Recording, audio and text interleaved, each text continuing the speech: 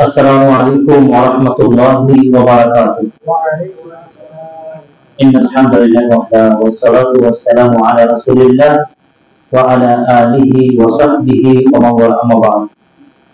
Faqad qala Allah subhanahu wa ta'ala fi kalamil majid. A'udzu billahi minasyaitonir rajim. Bismillahirrahmanirrahim. Kataballahu la aghlibanna ana wa rusuli innallaha qawiyyun 'aziz. প্রশংসা জ্ঞাপন করছি মহান আল্লাহ সুবহানাহু ওয়া তাআলা রব্বুল আলামিন আজকে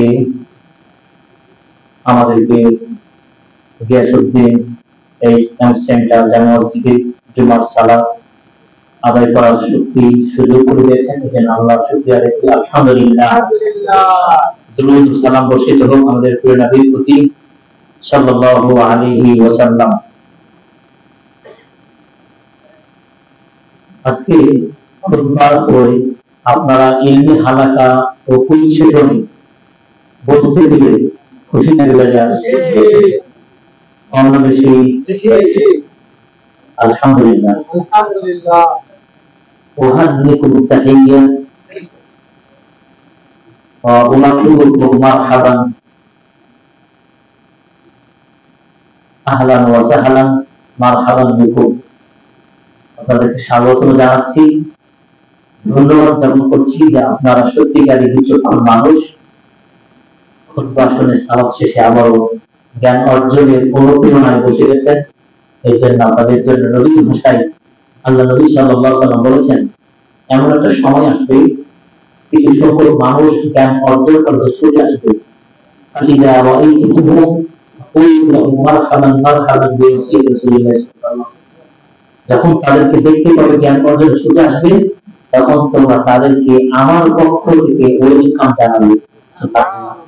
তার পক্ষ থেকে, আল্লাহ নবীর পক্ষ থেকে। এই জন্য আপনাদের ওয়েলকাম জানাচ্ছি। তো আচাইতু মিনাল মাদিনাতুল মুনাওয়ারা, আমি নিজেই মদিনা থেকে এসেছি, যদিও বাংলাদেশি। আলহামদুলিল্লাহ আমার দেশের ভাষা রাজশাহী, মদিনা বিশ্ববিদ্যালয়ে পড়াশোনা শেষ করে দেশে এসেছি। আলহামদুলিল্লাহ।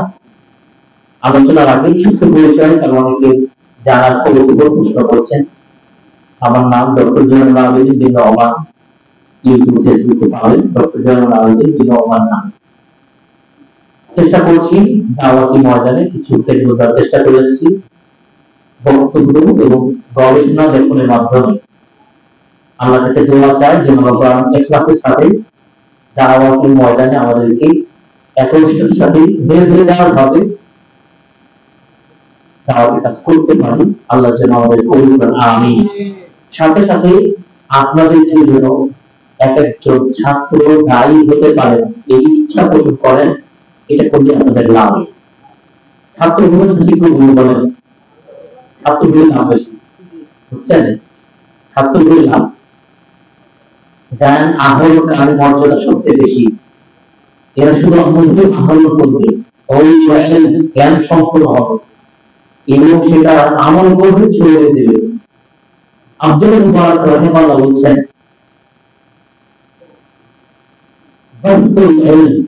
জ্ঞান ছড়িয়ে দেওয়া নবুয়তের পরে এর চেয়ে দামি কিছু আছে বলে আমি জানি না। সুবহানাল্লাহ। তার মানে কি? আপনি জ্ঞান অর্জন করবেন, আমল করে ছড়িয়ে দেবেন, এর চেয়ে দামি কাজ কিছু হতে পারে না। একটি সাহাবী একটি হাদিস সংগ্রহের জন্য আবু বকর রাদিয়াল্লাহু তাআলা আমার কাছে গেছেন দামেশকে, একটা হাদিস। আর আমরা এই যুগে আপনার ঘরে এসে হাদিস নিয়ে এমন একটা হাদিস সংগ্রহের জন্য কত কষ্ট করেছেন, তাকে প্রশ্ন করছেন, আমার চিন্তা হাজাতে আবু বকর রাদিয়াল্লাহু তাআলা আমি মদিনা থেকে আগে কি ব্যক্তিকে বলছেন, আমার চিন্তা নিতে জানেন আপনি কি কোনো ব্যবসায়িক কাজে এই দামেশকে এসেছেন, নাকি আপনার কোনো স্বার্থ হাসিলের জন্য এসেছেন? আসল কারণটা কি? তখন বলছেন না, আমার কোনো ব্যক্তিগত স্বার্থ আসেনি, কোন ব্যবসায় কাজে আসে নাই, আমি একটি কাজে এসেছি। আমি শুনেছি আপনার নিকট আল্লাহর নবীর একটা হাদিস রয়েছে, যে হাদিসের জন্য এসেছি, অন্য কোনো কারণে ছিল না। আর আপনারা আপনার বাড়ির কর্নারে এসে আমি বুঝি আমি তো আমাদের মতো যারা তাই তার হাদিস কোরআনে চলে এসেছে আপনাদের সাথে। হাদিসটা কি ছিল? ওই হাদিসটা কি ছিল? একজন জ্ঞান আহরণকারী ব্যক্তির মূল্য সাধারণ ব্যক্তির চাইতে তেমন মর্যাদা, যেমন ভাবে আকাশে লক্ষ কোটি তারকার মাঝে চাঁদের মর্যাদা বেশি। সুবহানাল্লাহ। আলাল আমিন কাফারাল কারম আলা তাওয়াফিল নুজুম আও কামা ক্বালা নবী সাল্লাল্লাহু আলাইহি ওয়াসাল্লাম। কারণ আজকে আপনি জ্ঞান আহরণকারী গ্রহণ পাবেন না, আপনি পাবেন না, পাবেন না। আপনার মর্যাদাটা ওই মানুষটার চাইতে ভালো যে মানুষটা জ্ঞান অর্জন করে না। আপনি জ্ঞান অনুসন্ধান চিন্তায় করবেন, কিসের অনুসন্ধান করে দুটো এই কোরআন সুন্নাহ জ্ঞান অর্জন। আমরা নবী সাল্লাল্লাহু আলাইহি ওয়াসাল্লাম মজলিসে দাওয়াত দিচ্ছেন, তিনজন ব্যক্তি আসলেন, তিনি দুজনের ব্যাপারে বললেন, আর একজন চলে গেল, মজলিসে বসলো না, হতো না। আপনি কলকাতায় আসবেন, তিনের একজন মানুষ ওদিকে তো যাবেন, দুজনের একজন মনে করবেন দেখি তো মজলিসে ফাঁকা আছে কিনা, ফাঁকা দেখতে ওই জায়গায় গিয়ে সামনে বসে গেল। আরেকজন মনে করবেন কি লজ্জা করছে, সামনে কিভাবে আগে এগিয়ে যায়, পিছনে বসে গেলেন মজলিস শেষে।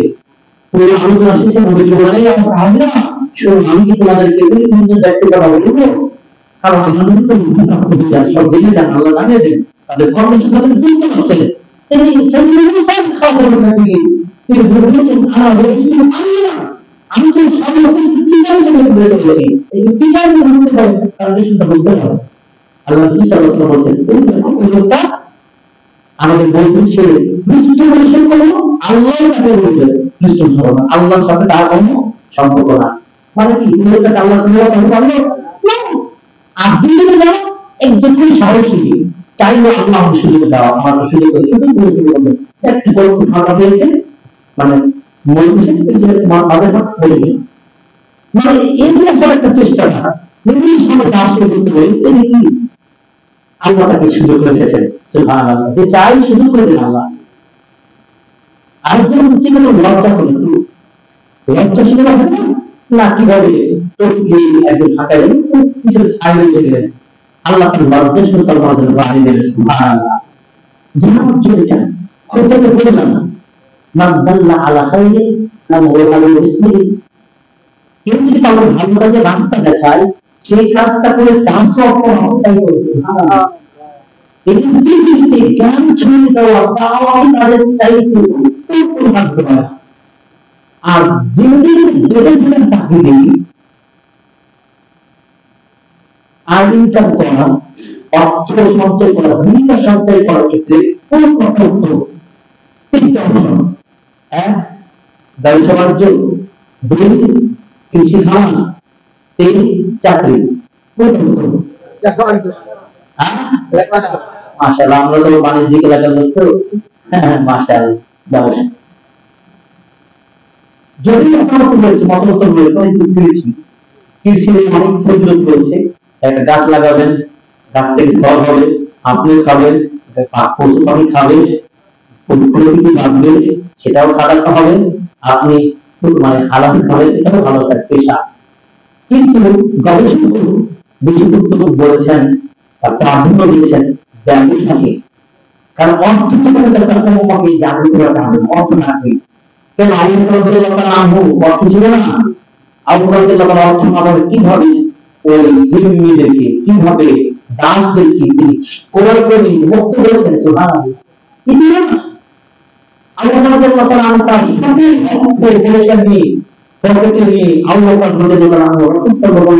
মক্কা থেকে মদিনায় হিজরত করলেন।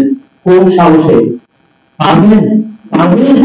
আল্লাহ নবী সাল্লাল্লাহু আলাইহি ওয়াসাল্লামের প্রতিষ্ঠা দেওয়ার জন্য তার একমাত্র ভাই আবু হুরায়রা রাদিয়াল্লাহু তাআলা তিনি সকলের জন্য যত ধরনের পয়সা ছিল, কালেকশন ছিল, সবকিছু সকলে নিয়ে নিলেন। এরপর তিনি রাসূলকে জীবন মরণ ঝুঁকি নিয়ে সকল যাত্রার সঙ্গে গেলেন। সুবহানাল্লাহ। কাফেররা ছোটাছুটি করলো, কোথায় মুহাম্মদ, তার কথা চায় কি বলতে ইসলাম জানি না। আর বলতে যে অর্থশালী কথা আবু বকর রাদিয়াল্লাহু তাআলা এই পয়সা নিয়ে চলে গেলেন। তার বাড়ির কাজে ছিল তাকে বললেন তারা কি করতো ওই গরু বা ওই গরু বা দুধ করে নবীজিকে অবকাশ দিয়ে আসতো। সুবহানাল্লাহ। বাসা থেকে বের হয়ে খাবার টুকলি সব বের দেওয়া হলো, সব করে যাবেন না শুধু তাই না, গায়ের লোম খারাপ হয়ে যাবে। আবু বকর রাদিয়াল্লাহু তাআলা এক পা সামনে যায়, এক পা পিছনে। আসতে পারে কত সতর্ক ছিলেন নবীর প্রেমে মুহাম্মদ আবু বকর রাদিয়াল্লাহু তাআলা। এই রাসূল বলতে সবচেয়ে খালি হয়েছে আবু বকর রাদিয়াল্লাহু তাআলা।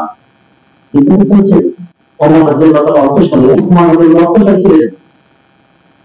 আমি বলতে চাচ্ছি যে অর্থ থাকা লাগবে, এটা দুটো দিকে, কিন্তু আল্লাহর কাছে ফিরে হতে হলে আপনাকে অর্থ ইনকামের পাশাপাশি যে সবচেয়ে জরুরি কি জ্ঞান অর্জন করে আমল করা, মানুষের সাথে আমল জানা। জীবনে একটা অংশ আপনি জীবন অর্জন করবেন, অন্যদিকে আপনি কি করবেন জ্ঞান অর্জন দাওয়া কাজে শুরু করবেন।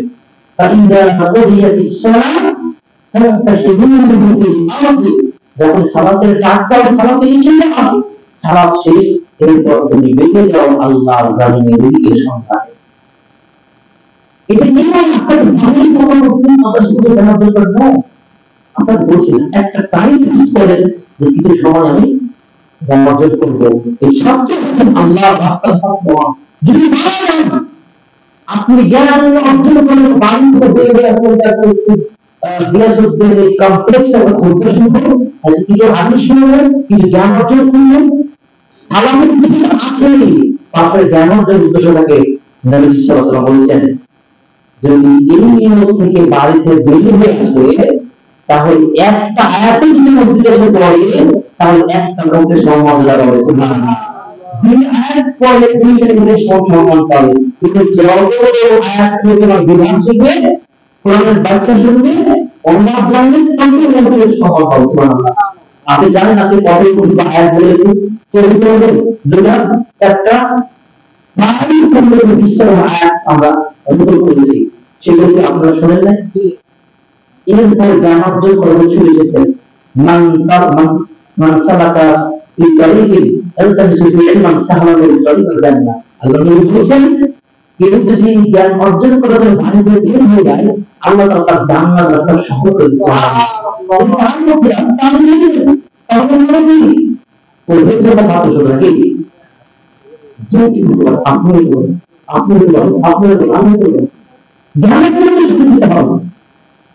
অনেকে বলেন, আমাকে বলেন আপনি দেশে পড়াশোনা করুন, এরপর বিদেশে পড়তে গেলেন দেশের আচার জানার জন্য দিয়েছি, আপনাকে বুঝার জন্য। দেশে কওমি অঙ্গল মাদ্রাসায় শেষ করলাম, দাওয়াতি শেষ হলো, বিশ্ববিদ্যালয়ে অনার্স মাস্টার শেষ হয়ে গেল, এমফিল শেষ হয়ে গেল, এরপর এখন মদিনা বিশ্ববিদ্যালয়ে সুযোগ পেয়ে গেলাম। সেখানে 4 বছর 7 বছর পড়াশোনা করলাম, মসজিদে বসে পড়তাম, তাই অনেক বলে এর মধ্যে পিএইচডি করলাম, বলে আপনারা এত ধৈর্য কেন আসে?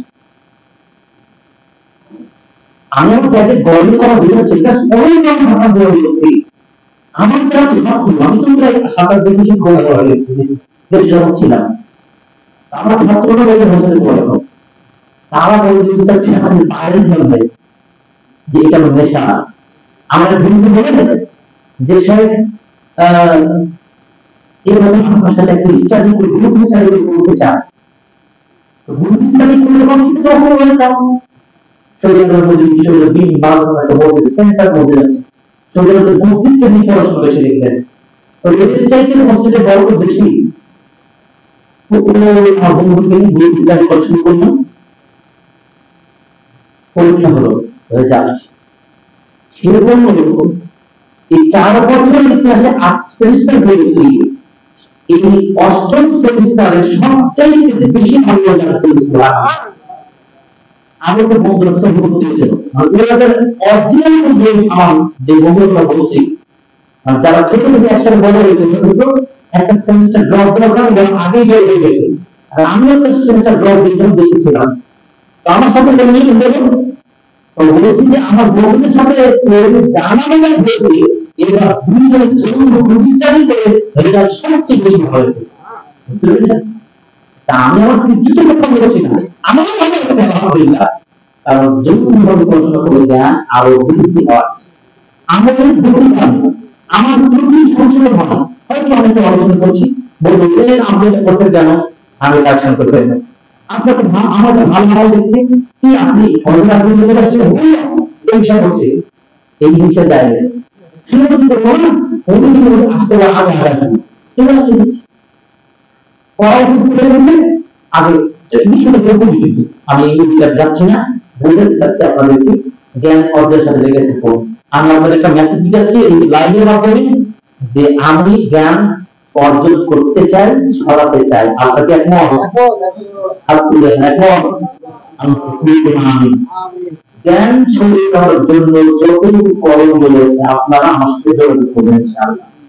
যে কোনো সেমিনার, দাওয়াতি প্রকল্প, ট্রেনিং, প্রশিক্ষণ, প্রাইমারি বা স্কুল হোক, ইউনিভার্সিটি হোক, কলেজ হোক, মসজিদ হোক, মক্তব হোক, ব্যবসা কেন্দ্র, আপনার অফিসে হোক, এটা আমাকে আপনি ভালো এবং আমি প্রত্যেকটা বাংলাদেশের প্রত্যেকটা জায়গায় খুঁজবো। আমি এটা বলতে চাই এই খুঁজবো একটা ক্লাস মনে করি, ওই ক্লাস থেকে আমি প্রথম ঘুরে যাবো এবং আমি সব পুরোটা নিজে দিই।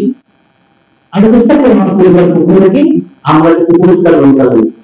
আমি ভাষার নাম আমি চেষ্টা কথা বলা কিন্তু আমি চিন্তা কখনোই করি না। এটা আমার ব্যক্তিগত আমি চিন্তা করার কথা বললাম। কেউ রাস্তাঘাট ভাঙাবে সেটাও ভালো কাজ, কেউ বিভিন্ন ভবন বানাবে সেটাও ভালো কাজ। আমি নাফকাজ দিয়ে আব্দুল কথাটা মাথায় আছে, নবীর সে কথা হাসে যে জ্ঞান অর্জনে যেতে হবে, ছড়াতে হবে, জানাতে হবে, ডাকতে হবে এক কালেমার দিকে, তাওহীদের দিকে। আমরা যদি তাওহীদ দিতে যাই, কালেমা দিতে যাই, দিন দিতে যাই, অজ্ঞতা বড়তা সব ধরনের এগুলো কমপ্লিট হয়ে যাবে না ইনশাআল্লাহ যাবে। এই জন্য আমি প্রায় বিভিন্ন সংগঠন পরামর্শ তাদের মাধ্যমে সেমিনার করি, সেমিনার মাধ্যমে কুইজ করে আমি যতটুকু পারি বইয়ের জীবন আরো দিয়ে দিই। আপনাদের জানা যাচ্ছি আপনার সেমিনার করে যে কোনো বিষয়ে আমি বই দেবো, আপনার শুধু বুঝবেন ইনশাআল্লাহ। এই করতে করতে যদি মানুষের জ্ঞান চলে যাবে, আমার শিশুরা ছেলেদের বেসিক জ্ঞানগুলো জানবে, দেখবেন যে আর জ্ঞান থাকবে না। সমস্যা হচ্ছে জ্ঞান না থাকা। সৌদি আরবের মদিনা বিশ্ববিদ্যালয়ের সাথে সাথে মসজিদে বাংলাদেশে কিছুদিন আল্লাহ তাআলা অন্য পর্যটকের দায়িত্ব পালন শুরু করে দিলেন আলহামদুলিল্লাহ বাংলায়। সেখানে বড় বড় শিক্ষক যারা ছিলেন আব্দুর রহমান সুলাইস হাফিজাহুল্লাহ, তার অফিসে যে প্রধান দায়িত্বশীল ছিলেন তিনি দেশ বিদেশের বিভিন্ন ধরনের মানুষগুলো হজে যায় তাদেরকে নিয়ে কিছু মুসলিম করতেন। আর এটাকে আমরা অনুবাদে 2 মাস হিসেবে কাজ করতাম এবং একটা কথা বলতেন যে আর আমরা দেখেছি যে মানুষের কতগুলো প্রবলেম হরমতা করতে কিচ্ছু জানে না, শুধু টাকাটা পাওয়াতে না। এই মানে আল্লাহ সম্পর্কে আকিদা ঠিক নাই, দিন সম্পর্কে নাই, শুধু মঙ্গলবার ভিজিট করা হচ্ছে আমি মঙ্গল খেয়ে গায়ে চলে আসলো, আমি মেসেজ দেখে ভালো করে রাখলাম। চিন্তা করতে আমরা আল্লাহ মাধ্যমে উপায় না, আল্লাহ দেন দান, আল্লাহ নাই, ও আল্লাহ শুনতে আছে, মহব্বত জায়গাটা শুনতে পায় না, সবই জানতা আল্লাহ। এমন বিশ্বাস করে নবীকে চিন্তা হবে চেষ্টা করে কিন্তু তার টাকা বলে তার কোনো কিছু চেষ্টা করে কিন্তু মানুষ শরীর করলাম খুব ভাব কিন্তু দেখেন যে এই যে অবদান কি হলো রাস্তায় চলবে। তো সাহেব বলতে কি যে সমাজের যে প্রবলেম সেটা চাই আমাদের যাহা আজকে আপনি যখন গণবস্তি জানেন আপনি একটা গায়ে ঝুঁকি দেখাচ্ছেন, আপনি বড় আপনার ক্ষমতা, আপনার দেশ, আপনার এলাকা কিন্তু জানেন তো এই জন্য আমরা চাচ্ছি জ্ঞানের সাথে লেগে থাকুক। আর এই কাজগুলো আমরা করছি, আপনাদেরকে সে সম্পর্কটা জানাচ্ছি। আলোচনা অনেক হবে, খুববার যে আলোচনা হবে একটা বড় একটা বিষয় আলোচনা হবে। 10টা পয়েন্ট আমরা বললাম যে বর্তমান পরিস্থিতি কি করতে পারি, আমাদের সাহায্য অর্জন কি করণীয়, আমরা সেই বিষয়গুলো আমরা বলেছি, আপনারা বোঝার চেষ্টা করেছেন। আমরা এই পর্যায়ে আর বিশেষ আলোচনা না দিয়ে শুধু আপনাদেরকে সেই কুইজ বুক থেকে কয়েকটা প্রশ্ন করে আজকে আমরা আমাদের মূল আলোচনা শেষ করে দিই ইনশাআল্লাহ। আচ্ছা, প্রথম প্রশ্ন, তিনি এক হাত তুলে তিনি উত্তর দিতে সঠিক পারেন তার তিনি প্রাইজ পাবেন। উনি যদি না পারেন তাহলে পরের দিন হাত তুলে তিনি উত্তর দেওয়ার সুযোগ পাবেন। ঠিক আছে? আজকে আলোচনা বিষয় কি ছিল, এই কয়টি পয়েন্ট নিয়ে আলোচনা করেছি মূলত, যে আপনার হাত তুলেছেন বলেন, এদিকে আসে না কি করে কিছু বলে না ওনাকে বলেন কি বিষয়ে আলোচনা ছিল? বক্তব্যের বিষয় ছিল যে কিভাবে আমরা বিজয় অর্জন করতে পারি বা বিজয় অর্জনের বাধা সমূহ আমাদের কি, আর বিজয় এই বাধা অতিক্রম করার জন্য করণীয় কাজ, সেই কাজগুলো আমাদের আলোচনা বিষয় ছিল। মোট পয়েন্ট কোরআনের এবং হাদিস থেকে 10টি পয়েন্ট নিয়ে কথা বলা হয়েছিল। কয়েকটা বলা যাবে, কয়েকটি বলা যাবে যে কয়েকটির মধ্যে প্রথম হচ্ছে আমাকে আপনাকে জ্ঞান অর্জন করতে হবে, দিনের জ্ঞান অর্জন করতে হবে, তারপর নিজে আমল করতে হবে এবং দাওয়াত দিতে হবে। আমল করতে হবে মানুষকে, পাশাপাশি দাওয়াত দিতে হবে, তারপর জ্ঞান অনুযায়ী অবশ্যই নিজেকে আমল করতে হবে, অন্য আমল করার উদ্বুদ্ধ করতে হবে। তারপর দাওয়াত দেওয়ার ক্ষেত্রে অবশ্যই আমাদের আপনাকে ধৈর্য ধারণ করতে হবে। আর সর্বপ্রথম আমাকে আপনাকে যেটা করতে হবে সেটা হচ্ছে সালাত আদায় করতে হবে। সালাত আদায় করতে হবে, তারপর আল্লাহ তাআলার কাছে সাহায্য চাইতে হবে। এই যে মূল পয়েন্ট সালাত আদায়। মাশাআল্লাহ, কি নাম যেন? সাদ্দাম হোসেন। মাশাআল্লাহ, অনেক সুন্দর উত্তর দিয়েছেন। প্রশ্ন অনুযায়ী আজকের আলোচনার বিষয় ছিল কখন আল্লাহর সাহায্য হবে, সাহায্য পেতে হলে কি করতে হবে। 10টি পয়েন্ট আলোচনা করেছি, উনি কয়েকটা অলরেডি বলে দিয়েছেন।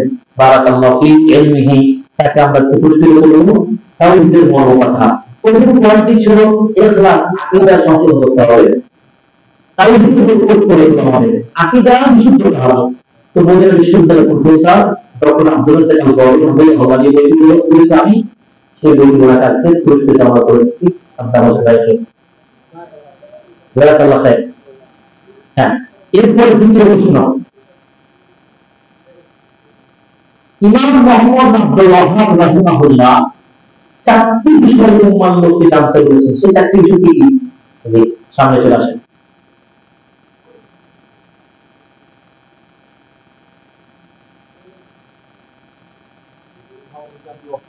একটু জোরে বলবেন। ইমাম মুহাম্মদ আব্দুল ওয়াহ্হাব রাহিমাহুল্লাহ 4টি বিষয়ের উপরে গুরুত্ব আরোপ করেছে। সেই 4টি বিষয় হচ্ছে, এক নম্বর হচ্ছে আল ইলম, ইলম জানা লাগবে। 2 নম্বর হচ্ছে আমলে সালেহ, ঠিক আছে, আমলে সালেহ করতে হবে। 3 নম্বর হচ্ছে সেই অনুযায়ী আমলে সালেহ। 3 নম্বর হচ্ছে, 1 নম্বর ইলম, 2 নম্বর আমলে সালেহ, 3 নম্বর হচ্ছে সেই অনুযায়ী দাওয়াত দিতে হবে, আর 4 নম্বর হচ্ছে সবর করতে হবে। মাশাআল্লাহ, জবাব সহি। মাশাআল্লাহ, আহসান। এটি প্র্যাকটিক্যাল পড়াশোনা। কি করে পড়াশোনা ছাত্র না শুনেছিলেন, উনি বুঝেছেন, নোট করেছেন। মাশাআল্লাহ, তিনটি মূলনীতি। হ্যাঁ মাশাআল্লাহ, এটা আমার লেখা বই, নারীদের প্রতি বিশেষ উপদেশ। খুবই চমৎকার একটা বই। এটা প্রত্যেক পরিবারে আপনাদের বোন, মেয়ে, স্ত্রী তাদেরকে দেবেন, নিজেও পড়বেন। চমৎকার একটি বই, পুরস্কার দেওয়া। কি নাম যেন? আমিনুল ইসলাম। মাশাআল্লাহ, আমিনুল ইসলাম ভাই, আহলান সাহলান। এরপর আসেন আল্লাহর সাহায্য পাওয়ার জন্য সর্বশেষ বর্তমান সময়ে কি করা একান্ত জরুরি। জি, আপনি একটু আছেন। হ্যাঁ, এখানে কি বললেন? আসসালামু আলাইকুম। এই মুহূর্তে আমাদের আল্লাহর সাহায্য পাওয়ার জন্য সবাইকে সবর করতে হবে, পাশাপাশি আমাদের সবাইকে ঐক্যবদ্ধ হতে হবে, আমাদের নামাজ কায়েম করতে হবে, এবং আমাদেরকে দান বা সদকা করতে হবে। আর কিছু মনে পড়ছে না। কেউ যুক্ত করতে পারবেন আমার সাথে? মাশাআল্লাহ, ওনার জবাবটা আমি বুঝতেই চাচ্ছিলাম। সবশেষ এখন আমাদের যেটা করণীয় করতে হবে, ওনার ধন্যবাদ। আপনি সামনে চলে আসেন, দুজনকে আমরা পুরস্কৃত করবো। আসেন, আপনি চলে আসেন। পরিবর্তন মানে যেহেতু মূল কন্ডিশন মিল আছে, কিন্তু সবচেয়ে যেটা আমাদের করণীয় ঐক্যবদ্ধ হয়ে প্রচুর গ্রহণ করতে হবে। আমাদের বাংলাদেশ সরকার মানুষ ধর্ম এবং আমাদের পরিচিত একটা হাল হ্যাঁ শিক্ষিত মানুষ উনি সুন্দর কথা বলেছেন, আমিও বলছি, এখন আপনাদের বলছি একটু আমরা মনোযোগ নিয়ে আল্লাহর চেয়ে দোয়া করতে হবে। আমাদের ত্রুটিগুলো দূর করে ইমাম কাইয়্যিম রাহিমাহুল্লাহ বলেছেন সবচেয়ে জরুরি হচ্ছে দোয়া। আর দোয়া করতে বলতে নষ্ট দোয়া এবং দোয়া ইস্তিগফার করছে। এবং আপনাদেরকে বলেছি কালকে লম্বা সর্ব গাজা, এই গাজা লম্বা যেটা হয় ঢাকাতে, সেটা জন্য শুধু স্টোরি জানাবো না, আমরা সবাই মিলে আল্লাহকে জিকির করবো, আল্লাহকে বেশি বেশি আহ্বান জানাবো এবং আল্লাহর উপর ভরসা করবো এবং আমরা দোয়া করবো আল্লাহ যেন আমাদের প্রতিটা করবেন। আমিন। আল্লাহ তাআলা আমাদের ভাইদের উত্তর সঠিক হয়েছে, আমরা তাদের দুজনকে পুরস্কৃত করবো ইনশাআল্লাহ। এই বইটি হচ্ছে আদ-দুরুসুল মুহিম্মা লিআম্মাতিল উম্মা, শাইখ বিন বাজ রাহিমাহুল্লাহ এই বইটা মদিনার মসজিদ নববীর অনুবাদ ছিল, মসজিদ নববী কর্তৃপক্ষ অনুবাদ করার অনুমতি দেন, তখন এই বই অনুবাদ করি। এটা কিন্তু সেমিনার হল খুব জরুরি।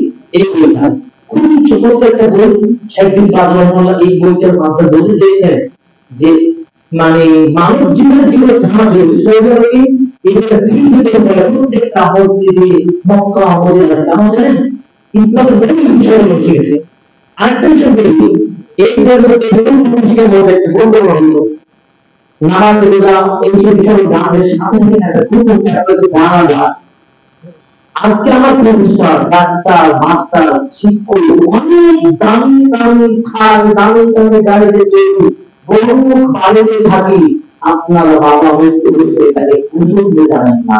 আজকে আমি কোথাও আমাদের প্রতিষ্ঠানে কয়েকজন টিচার মিলে আমরা মিটিং করছিলাম, বর্তমান সমাজের অবস্থা এতই অবহেলিত যে যদি পরিবারের অভিভাবক মৃত্যু হয় সেই ঘরে রেখে দেওয়া হয় না, আর ওই ঘুরে যাদেরকে তারা ঘুরে যায়, মানে মৃত্যুর প্রতিষ্ঠান নাই। প্রতিদিন তারা প্রতিদিন হয়ে তারপর কোনোরকম পর্যায়ে খাতে বেঁধে টাকা পয়সা কোনোরকম করবো কাজ দিয়ে কাজ করতে বাকি দেওয়ার ব্যবস্থা করা হয়। এটি কি একটু সংখ্যা তৈরি করেছিলেন, একটু দাবি করেছিলেন, একটু দাবি করেছিলেন, এটা হচ্ছে লজ্জা আপনারা আছেন। আপনি মানে কি বলতে যাচ্ছেন, আপনি কোন বলবো তো জানা যায় দুপুরকে যদি থাকে স্ত্রী যদি স্বামী স্বামী যদি দিতে পারে ছেলেকে পাতা বলে নিজেকে স্বামী নেবে, কিন্তু এই খারাপ ছিল না বলি নষ্ট। জানা যাওয়ার করব ভালো বন্ধু কে জানা করে কিভাবে করবো এই বিষয় করতে এটা দিলেন সেই বিভাগে বুঝতে পারছি। তো আমাদের যে সেই পরিবারের উপর দিলাম এটা কিছু ঘুমা আর কি হবে ভাই মাশাআল্লাহ সাল্লাল্লাহু। আর এই বইটা খুবই চমৎকার বই, এটা পড়াশোনার জন্য জরুরি, আত্মসচেতন হয় ফল আমল খান জান্নাত ওয়া কওমুন সাহা। এই যে কিছু সবচেয়ে প্রবলেমটা দিয়ে যত রোগ দিয়ে যায় তুমি হাত তার প্রবলেম বলে আর সে কোন কাজে আসবে না। ক্যান্সার রোগী যদি বাড়বে হাতে প্রবলেম থেকে ভাব ভাব বেঁচে যাবে। অতএব এই জায়গায় পরিষ্কার ছাড়া এটা পরিষ্কার হলে কোনো ভাষা থাকবে না, ভাষাটা হবে এটা 10টা পয়েন্ট আছে যেটা যেটা আমার বড় এত আমি স্কুলে যাচ্ছিলাম পরিবেশের পড়া চলাকালী বলছি 10টা পয়েন্ট কি আত্মশুদ্ধি করতে গেলে কি হবে তাও হিসেবে আপনি বলেন আমরা তাও হিসেবে সাথে তো গ্রহণ করবে তোমার যে সকল কিছু চালু থাকে দুয়ারে থাকতে হবে বেশি জন্য এই ব্যাপার কি কোরআনের কারণে আমাদের সাথে থাকতে হবে, কোরআনের সাথে থাকতে হবে, সম্পর্ক হবে ওই কোরআন ঠিক থাকতে হবে। 5 নম্বর কি পাপাচারের যত রাস্তা সমাজ পাপাচার রাস্তাকে একটা বলে দিতে হবে। 6 নম্বর হচ্ছে কি আত্মশুদ্ধি করবে নামক কাজের সাথে নিজেকে যুক্ত করবে, মসজিদে বক্তব্য ইমানের সাথে শিক্ষা আবার কানেক্ট করবে। 7 নম্বর হচ্ছে সবচেয়ে বড় মৃত্যুকে রিমাইন্ড করবে, অ্যালার্ম বাজাবে যে কোনো আপনি আউট হতে পারেন। এইভাবে খুব সেবা করবেন, কারণ আপনার চাপাবাজি দুই নম্বরে থাকবে না, ছেড়ে দিবেন। এরপর 8 হচ্ছে ভালো সাথী বিপদ করবে, এই চাচা ভালো সাথী বিপদ করো, 9 হচ্ছে অহংকার করোনা ছেড়ে দেন। 10 নম্বর নিজের আত্মার চেনার চেষ্টা করে করবে ইম্পর্টেন্ট হলো এবং আমাদের ভিতরে করবেন আপনারা আমরা তাদেরকে দিচ্ছি কিন্তু এই ধরনের আপনারা নিজের সমর্পণ করা এই জন্য দরকার কিনা আপনার আত্মীয় দেবেন না লাখ টাকার না পাওয়া থেকে গেছে স্কুলে গেছে হাসপাতালে গেছে এত কিছু চিকিৎসা করতে পারেন ভারত আছে চীন আছে জাপানে থাইল্যান্ড আছেন এত কিছু করছেন আত্মার চিকিৎসা কিছু করতে পারবেন না আমাদের করে দিতে হবে এই ঠিকানা আছে দেখে বই নিয়ে আপনার বাবার কাছে করবেন শুধু আজাদ করতে দিলাম আপনার কথা সেটা আমি পাচ্ছেন আপনাদের বাবার কাছে করবেন ভাই আমি সেই কথা আপনাদের আমি জানাতে চাচ্ছি এরপরে আপনাদেরকে আপনাদের বলবো সেটা আপনারা অনেক আচ্ছা সর্বোপরি আল্লাহ সাহায্য পাওয়ার জন্য সূরা হজ্জের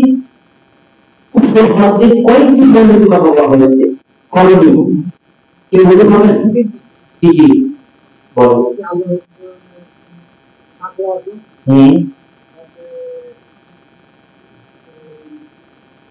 আচ্ছা আচ্ছা রাসূল সাল্লাল্লাহু আলাইহি ওয়াসাল্লাম বললেন অবশ্যই তোমরা মানুষকে ভালো কাজের আদেশ করবে আর অবশ্যই তোমরা মানুষকে মন্দ কাজ নিষেধ করবে এই হাদিসটি পরিপূর্ণভাবে কে বলতে পারবে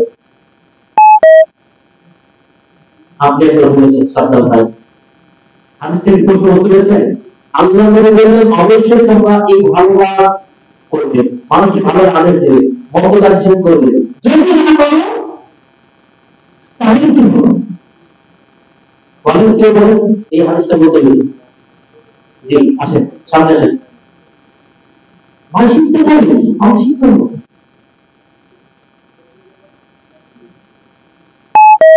জি